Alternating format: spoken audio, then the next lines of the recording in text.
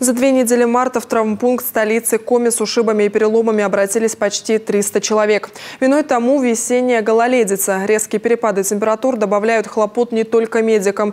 Коммунальные службы в борьбе с обледенением пускают в ход песок, реагенты, мраморную и даже кофейную крошку. Насколько успешно, узнала Ольга Коняева. Натуральный кофе как антигололедное оружие. Уже второй год Сыктывкарский жилкомсервис посыпает общественные территории столицы региона кофейной крошкой. Вперемешку со снегом необычная посыпка в глаза не бросается. Но внимательные горожане разницу с песком буквально нюхом чуют. От горожан тоже периодически получаем некие обращения, да, а что это такое, почему она пахнет кофе. Да, мы со своей стороны подтверждаем, что это кофе, да, оно вот является вот таким реагентом, который, в принципе, для нас полезен, да, и безопасен для вас в плане устранения скользкости, да, и скорейшей уборки льда с площадей.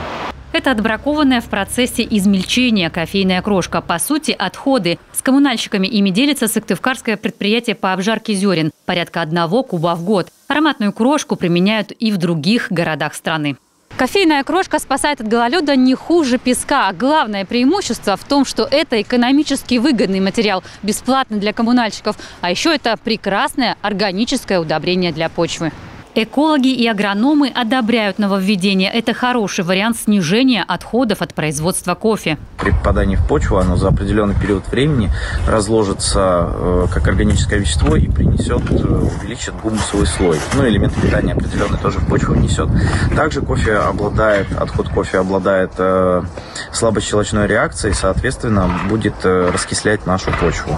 Это тоже хорошо для роста и развития растений. Уже более привычный материал – мраморная крошка, менее маркая по сравнению с песком. Эффективная, как считают дорожники. 3-й год ее используют в центральной части города, где больше всего пешеходов, учреждений, магазинов. Первую партию мраморной крошки закупили весной 2021 года. Летом ее собрали специальными пылесосами. На следующий сезон предприятие закупило еще 138 тонн. Материал показал себя достаточно качественно. Он находится и работает достаточно долго.